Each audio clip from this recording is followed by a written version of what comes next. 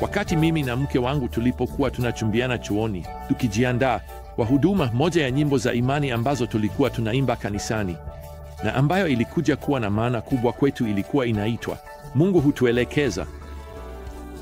Sasa tulikutana mwaka mmoja tu baada ya kaka yake kuuawa katika ajali ya gari, na yeye alielewa zaidi kuliko mimi maana ya kuimba maneno ya wimbo huo. Baadhi ya maneno ya wimbo huo yanaenda hivi: wakati mwingine juu ya mlima ambapo jua hung'aa sana, Mungu huwaongoza watoto wake wapendwa. Wakati mwingine bondeni, katika giza la usiku, Mungu huwaongoza watoto wake wapendwa. Wengine kupitia maji, wengine kupitia mafuriko, wengine kupitia moto, lakini wote kupitia damu.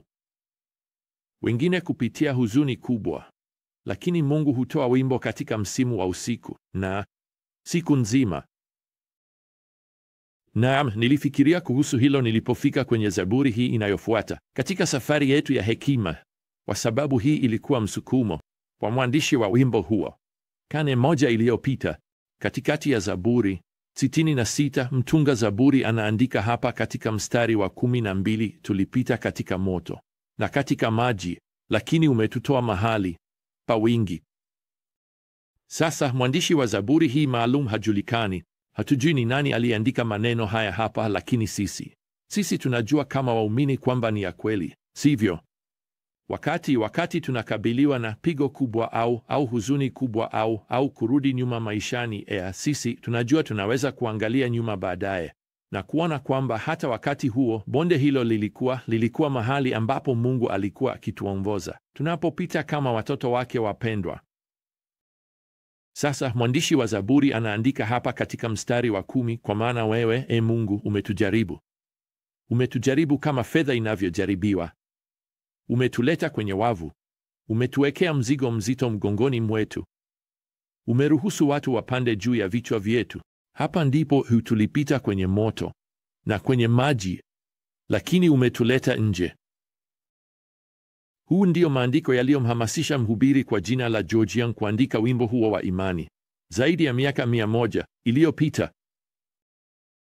George na familia yake walitumia miaka yao, kama nilivyosoma katika wasifu wao mfupi, wakihudumia makanisa madogo katika maeneo maskini, katika maeneo ya vijijini huko Midwest ya Marekani.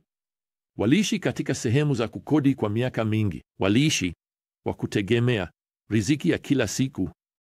George mara nyingi alikuwa akiwakumbusha familia yake kwamba mkono unaowalisha ulikuwa ni mkono wa Mungu. Walipokuwa na pesa za kutosha kununua mbao, George alijenga nyumba kwa ajili ya familia yake kwa mikono yake mwenyewe. Na hatimaye siku ilifika wakahamia katika nyumba yao mpya ya familia. Walisimama kwenye ukumbi, wakaimba wimbo wa sifa kwa Bwana wao mwaminifu aliyewapatia mahitaji yao.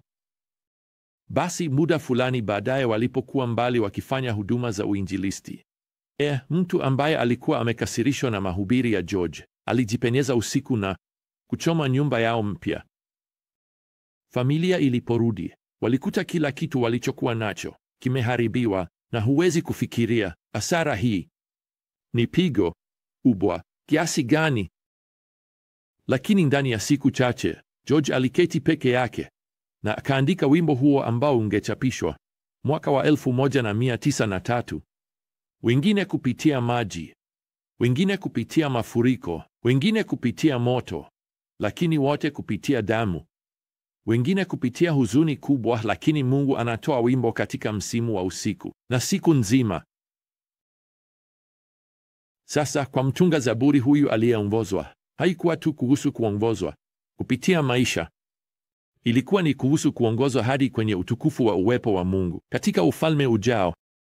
Kwa kweli, katika Zaburi inayofuata, Zaburi 67, pia haina jina la mwandishi, lakini inachukua mada ya Zaburi 66 na inatuongoza hadi wakati huo ambapo utukufu wa Mungu unajulikana kote duniani. Mwandishi anaandika hapa katika mstari wa 4, mataifa na yafurahi na kuimba kwa furaha, kwa maana wewe unahukumu watu kwa haki na kuwaongoza mataifa duniani. Sasa ukiweka ratiba pamoja, Biblia inatuambia kwamba baada ya kanisa kuchukuliwa na mwana wa Mungu na kupelekwa kwenye nyumba ya Baba yake, mpinga Kristo atafunuliwa duniani. Miaka 7 ya dhiki itatokea, na wakati huo lengo kuu la Mungu duniani halitakuwa kanisa. Itarudi kwa Israeli. Sasa Ufunuo 7 unatueleza kwamba Mungu atawakomboa. Yeye atawateua wainjilisti 1144 wa Kiyahudi, na watazunguka dunia wakihubiri Injili, na mwamko wa kiroho utakaotokea duniani utakuwa wa kushangaza kabisa. Kwa hivyo, wakati mpinga Kristo anafanya mabaya yake, watu wanaowakilisha kila lugha na taifa duniani wataweka imani yao kwa Yesu Kristo. Na Israeli, watu wa Kiyahudi, wazao wa Yakobo, watatubu. Watarudi kwa wingi katika nchi ya Israeli na watasubiri kurudi kwa Bwana pamoja nasi, ulimwengu wake uliokombolewa. Tunaporudi na Bwana duniani sasa, kwa hayo tunarudi na Bwana, na kisha mpinga Kristo anashindwa, na hukumu ya mataifa inaelezewa katika Mathayo 25. Na kisha Bwana anaweka ufalme huu wa miaka 1000, huu ufalme wa milenia duniani, na tutatawala pamoja na Kristo juu ya watu wote hawa ambao wamekubali Yesu kama Masihi wao. Hawatakuwa wamekufa, wataingizwa kama waumini katika enzi ya ufalme wa Kristo duniani. Ahadi zote za Agano la Kale na ahadi zote za Agano Jipya kwa Israeli zitatimizwa kihalisia. Taifa litaundwa kihalisia katika nchi yao. Kutakuwa na kiti cha enzi halisi huko Yerusalemu. Kitakuwa makao makuu ya ufalme halisi duniani, na Kristo akitawala kwa ukuu. Hivyo basi, hiyo ndiyo ahadi ya kinabii hapa katika Zaburi 67 na aya ya 4. Kwa kweli, wacha nisome tena: mataifa na yashangilie na kuimba kwa furaha, kwa maana unawahukumu watu kwa haki na kuyaongoza mataifa duniani. Itakuwa siku ya ajabu. Sasa Zaburi 68 inafuata hapa na imewekwa kwa usahihi ili kuonyesha nguvu za Mungu anayetuelekeza na kutuongoza tunapomsikiliza. Na nataka uifikirie Zaburi 68 kama ushahidi wa kutosha kwamba Mungu anaweza kuaminiwa kutimiza kila ahadi aliyowahi kutoa. Katika mstari wa 1 wa Zaburi 68, nguvu za Bwana zinaonekana hapa wakati maadui zake wanapotawanyika na wale wanaomchukia wanamkimbia. Mstari wa 2 unasema, kama nta inayeyuka mbele ya moto, ndivyo waovu watakavyopotea mbele za Mungu. Wakati huo huo, anaelezewa hapa katika mstari wa 5 kama baba wa yatima na mlinzi wa wajane. Mstari wa 6 unasema Mungu huwakalisha wapweke nyumbani kwa kila njia. Mstari wa 10 unatukumbusha amewapa mahitaji wahitaji.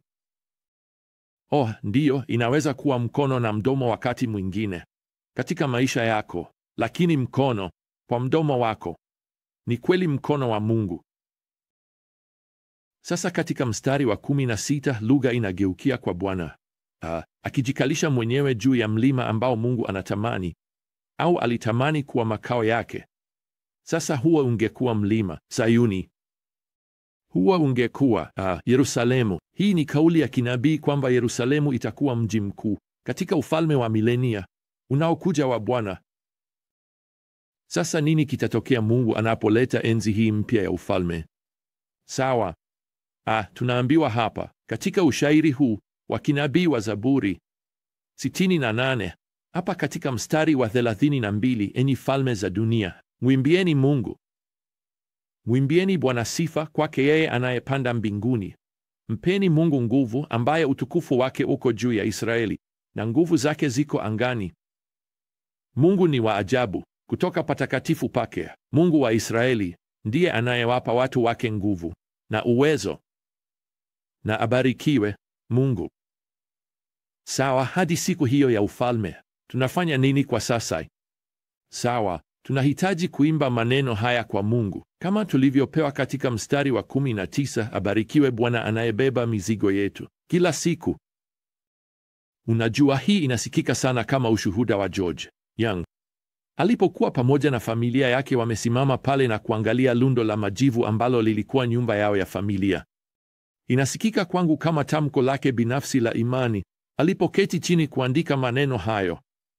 Wakati mwingine kwenye mlima ambapo jua linang'aa sana, Mungu huwaongoza watoto wake wapendwa. Lakini wakati mwingine kwenye bonde, katika usiku wa giza, Mungu huwaongoza watoto wake wapendwa. Wengine kupitia maji, wengine kupitia mafuriko, wengine kupitia moto, lakini wote kupitia damu. Wengine kupitia huzuni kubwa, lakini Mungu hutoa wimbo katika msimu wa usiku na siku nzima. Kwa hayo, muda wetu umeisha. Mpaka tutakapokutana tena katika safari yetu ya hekima, wapendwa, neema ya Bwana Yesu Kristo na upendo wa Mungu na ushirika wa Roho Mtakatifu uwe nanyi nyote. Amina.